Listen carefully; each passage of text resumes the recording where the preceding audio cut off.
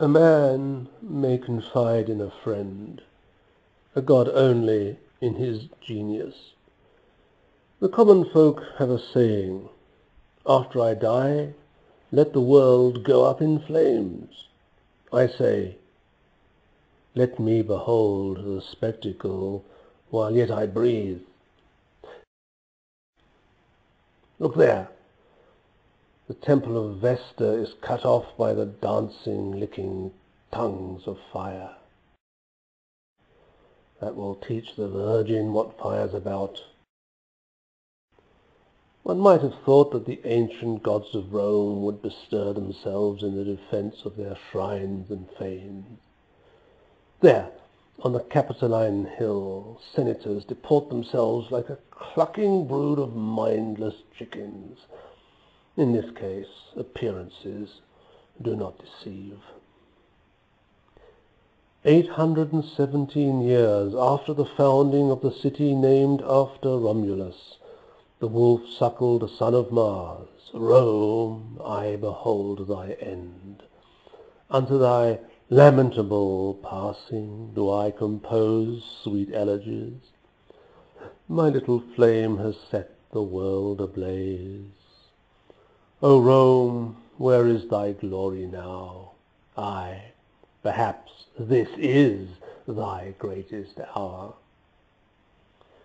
Ilium, 'tis of thee I sing. Strange paradox. Ilium burns, yet Ilium is eternal, immaterial, a spirit like the goddess of the moon, as she appears in three phases. First, she is the maiden, coy and modest. Second, the enticing nymph. And third, the haggard crone, Hecate the witch. Twang! Ilium ascends from splendour to splendour. Burn her, and she rises from the very flames that would consume.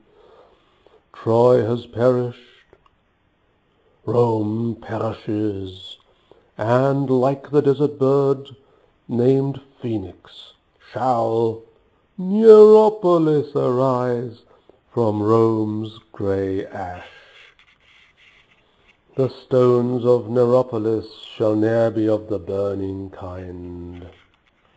When Rome's tortuous back alleys are no more, the broad and graceful highways of the third and last Ilium shall bear witness to the Aeneas that conceived them. Now is the month named after the divine Julius. No rebuilding shall take place until spring next year, when another innovation shall take place. I'll abolish April. July for Julius, August for Augustus, and Neronius for the greatest and clever Caesar. You know all those nasty stories, cleverest of them all. 'Tis the flames inspire me with these thoughts. My flames, the physical expression of a mind ablaze.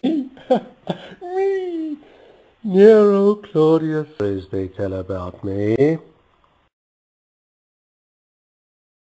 All true. If anything, they err on the side of understatement. To the moralist I say, there are things in your life, foul imaginings in your mind that you wouldn't want the neighbours to know about, as there are things in their lives that they wouldn't want you to know about. At least I'm honest about my depravities. Nero, singer, actor, opera star, and God, matricide. Matricide. Oh yes. Earlier when I recited this list, I used to insert matricide somewhere at the beginning between, say, singer and opera star. If I mumbled the words in a half-tone, perhaps it wouldn't jar in the listener's ears. And now I give the word the prominence it deserves. You know, the lampoons they scribble on lavatory walls or scratch on the stones of the Cloaca Maxima. Write Nero in Greek, then count the numeric values in the letters in the name of the man of sin. Their sum is the same as that of the letters in he done his mama in. Mama, why did you make me go and do it? You had it in for me from the very start, Mama.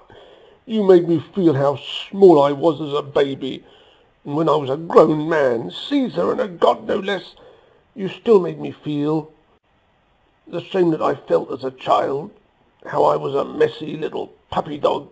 You know the old taunt? Nero rules Rome, but who rules Nero? I had to put personal feelings aside and do my duty. My duty as defender of the state. Poppycock. Feelings. Duty. Reminds one of the divine Augustus' his incredible hypocrisy. He sent more souls to Hades on a Sunday afternoon than I in all my time as emperor. Yet no one calls him a ravenous beast or demon. When I act, I wear an actor's robes and strut around the stage. And when I exercise political power, I exercise political power. I know the reason. You can't rehabilitate a man who's killed his mother. Strange feeling. The matricide is a walking contradiction. He has destroyed the roots of the self-same tree of which he is a branch. Even the earth on which I walk seems to give way beneath my feet. Again, Mother Earth, you see. That's why my element is fire. That element stolen from its home in the sky, the which, when free to spread whither it will, destroys all before it on the face of the earth. How's my fire doing, by the way? Coming on nicely, I see. No, I was never destined to be a human being in anything but outer form. The man who traded in amber in the far north once told me of a tribe whose name for dog, if written down and reflected in a looking-glass, made the letters of their word meaning God appear. For me this was significant. We are constantly being told that the higher nature of man tends heavenwards, his lower to the bestial. What beast is more human than the dog? The ape may look more like a man, but between men and dogs a strange kind of affinity exists. Thus, if a man no longer feels at home among other men, his refuge and fortress will be found in those regions that border the human realm.